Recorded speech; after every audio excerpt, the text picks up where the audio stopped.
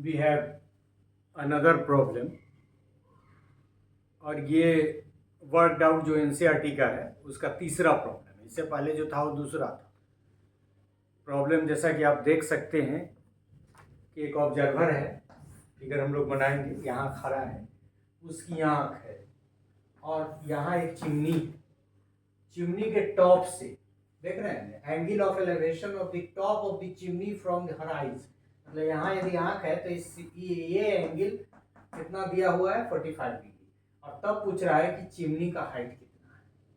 मतलब ऑब्जर्वर का हाइट दिया हुआ है, उसकी आँख से चिमनी के टॉप के बीच का एंगल 45 डिग्री दिया हुआ है, तो चिमनी का हाइट निकालना है।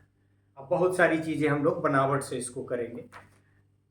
चूँकि हिंदी में भी है उपलब्ध तो मैं पढ़ देता हूँ कि 1.5 मीटर लंबा एक प्रेक्षक वही ऑब्जर्वर एक चिमनी से 28.5 मीटर की दूरी पर है। उसकी आंखों से चिमनी के शिखर का उन्नयन कोण 45 डिग्री है। चिमनी की ऊंचाई निकाले।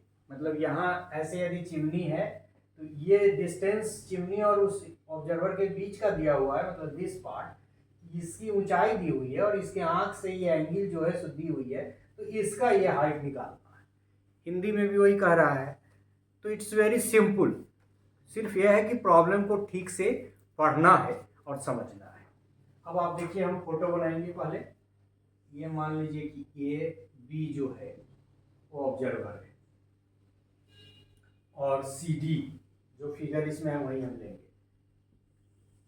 और सी डी जो है बराबर दोनों को रखिए, एक पैरेलल मिला भी दें। थोड़ा फिगर इधर उधर हो तो बियर विथ इट, एक तो एंगल के कारण भी और फिर गर्दन, चश्मा, बहुत सारे फैक्टर्स के वजह से ये चीज नहीं है। अब ये कह रहा है कि ये जो आपका हाइट है ऑब्जर्वर का 1.5 मीटर है।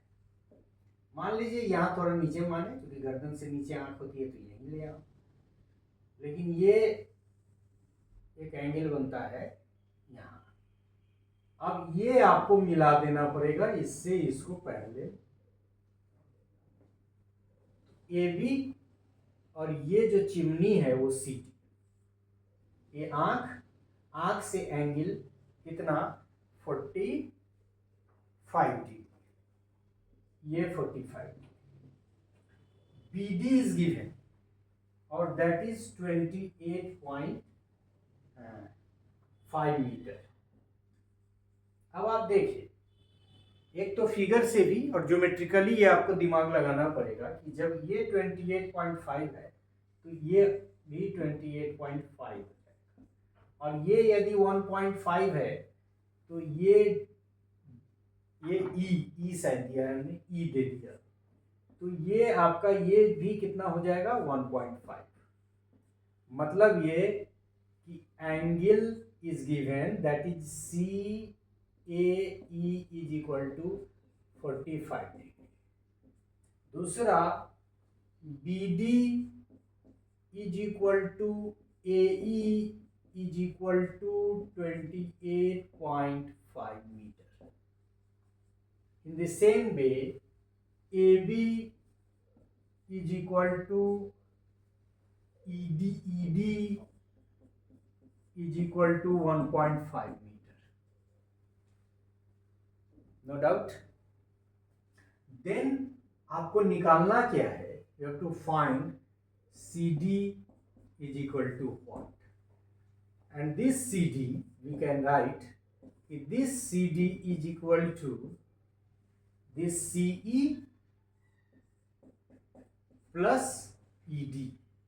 ED we have already calculated, क्योंकि यहाँ आप देखें कि ED आपका निकल चुका है। BD is equal to AE। AE कैसे लिखती है? नहीं, ये यहाँ ये ED is equal to 1.5 metre, तो ये निकल चुका है। मतलब ये यदि निकल जाए तो हमारा सारा काम ही खत्म हो जाएगा। सो इन ट्रायंगल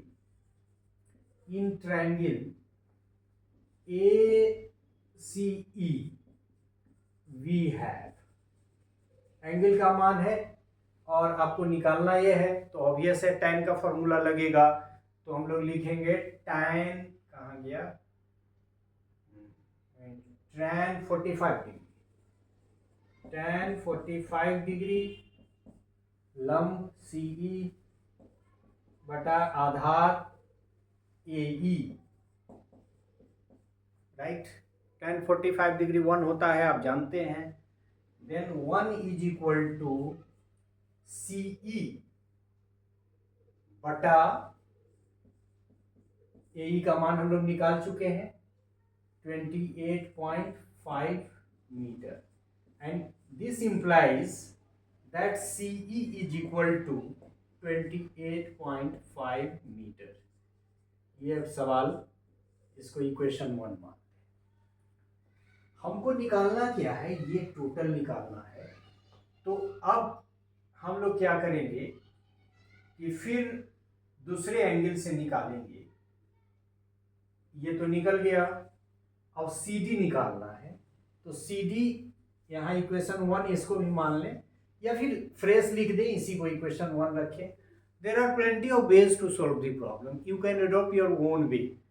ऐसा नहीं है कि लकीर की फकीर बनना है।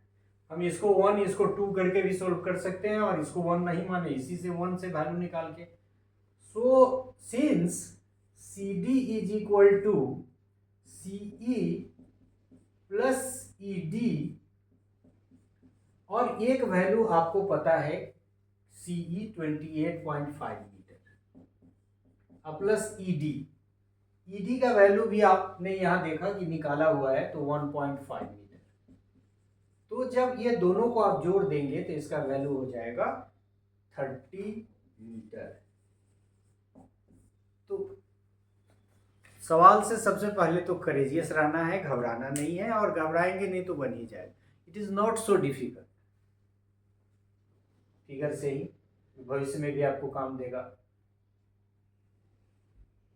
ये एंगल दिया है, ये निकल जाएगा, ये निकल चुका है, ये निकल चुका है, तो क्या लगाएंगे, tan लगा के। ये निकल गया, जब ये निकल गया तो this plus this is equal to this.